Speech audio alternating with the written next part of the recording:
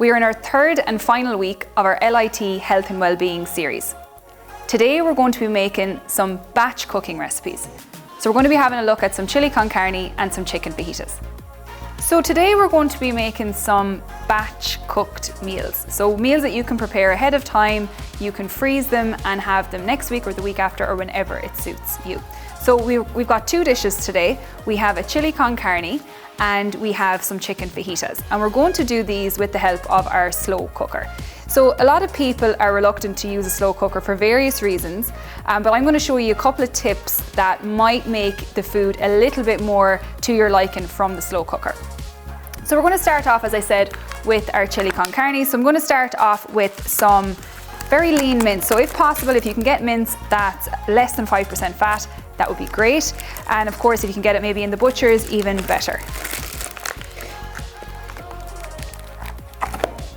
So we're going to add our mince to our mixing bowl, and then we are going to add all of our ingredients. So the first up is some Worcester sauce, and this is a really nice addition just to add a little bit of an interesting kick, I suppose, to our chili dish. So we're just going to add just a dash. From there, we're going to add a tin of chopped tomatoes.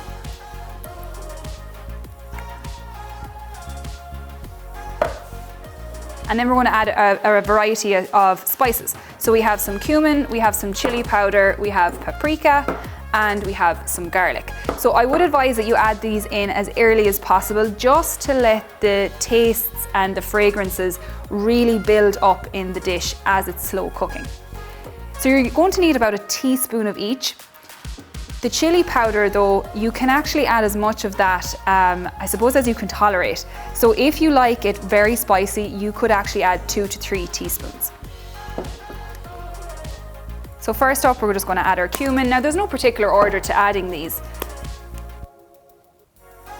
Our chili powder, so I've added a little bit more chili powder because I like it with a little bit of a kick. Our paprika and our garlic. So again, with the garlic, you can add as much or as little as you like. And finally, we're going to add a beef stock cube. So again, this just adds a little bit of richness to the chili. Okay, so once they're all into our mixing bowl, you're going to break up that mince. If you don't break up the mince before you put it into the slow cooker, what you might find is that certain parts will become, I suppose, a little bit mushy, and other parts will be quite thick and they won't cook all the way through. So just mix them all up, break up that mince, and then we can add it to our slow cooker. So my pro tip for today is don't add your vegetables straight away into your slow cooker. A big complaint that I hear when I'm speaking to people about using a slow cooker is that they find that the vegetables get a little bit mushy and a little bit soggy. And that's really not a nice way to enjoy your vegetables. So what I would advise is that for the last hour of your slow cooker, add the vegetables then. Okay, so wait until you've only an hour left in cooking time and then add your vegetables. So what will happen is they'll still maintain that nice crunchy consistency. So once we have all the ingredients mixed up, we're just going to pop them into our slow cooker. And again, you can just kind of give that a little mix as well, just so that it covers over the whole base of the slow cooker. Pop the lid on. Set your mode to high for about 4 hours and press start. So once you have an hour left, then you can take your vegetables and you can add those in. So you can add any vegetables you like. So today I've just chosen courgette, celery, and a variety of peppers. Some onion is really nice in there as well, some mushrooms, and some mixed beans, red kidney beans are a really nice addition too. So we're going to come back to this later with some serving suggestions that you can use for a variety of meal times. Next up, we are going to make some really easy chicken fajitas.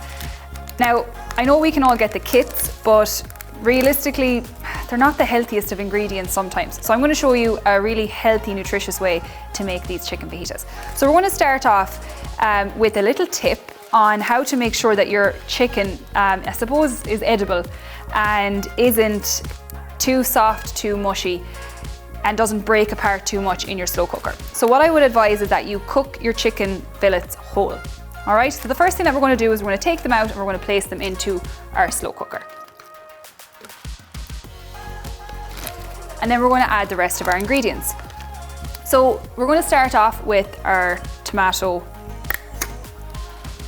chopped tomatoes. In they go.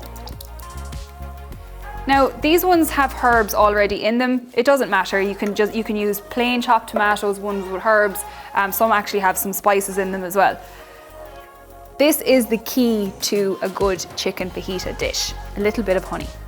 So we're just going to put a drizzle of honey in. Some tomato puree. So again, just a little squirt. And then we're going to add our spices. So we're going to use similar spices that we did in our chili con carne, but we're going to add 2 others. So we're going to add some turmeric and we're going to add some ginger here as well, and they're going to give it a nice bit of a kick. So we'll start off, we'll add approximately a teaspoon of paprika, the same of our cumin, same with our turmeric. So everything is going to be approximately a teaspoon, again with the exception of the chili powder, again depending just on how much spice you can tolerate. So our garlic, and lastly our chili powder. Okay, so you're going to mix that up, and when you've done so, again you're going to set your slow cooker to 4 hours on high.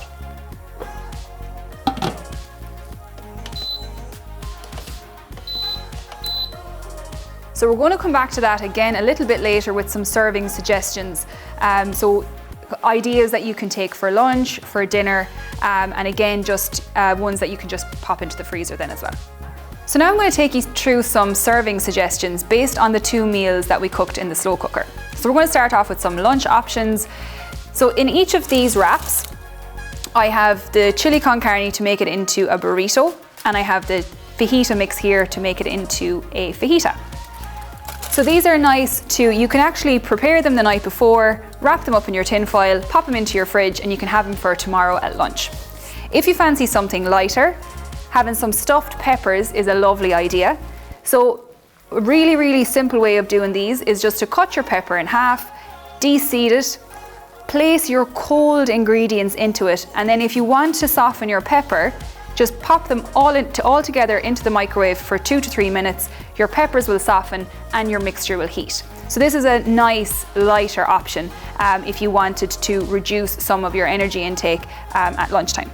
And then finally then we have our dinner option. So what I've done here is I've simply just added some whole grain rice along with our chili con carne or our fajita mix.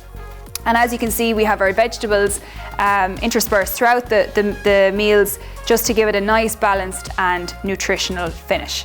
So these are our serving suggestions for both the slow cooker recipes. So they were the chili con carne and the fajitas. So I hope you enjoyed. That's it for me today.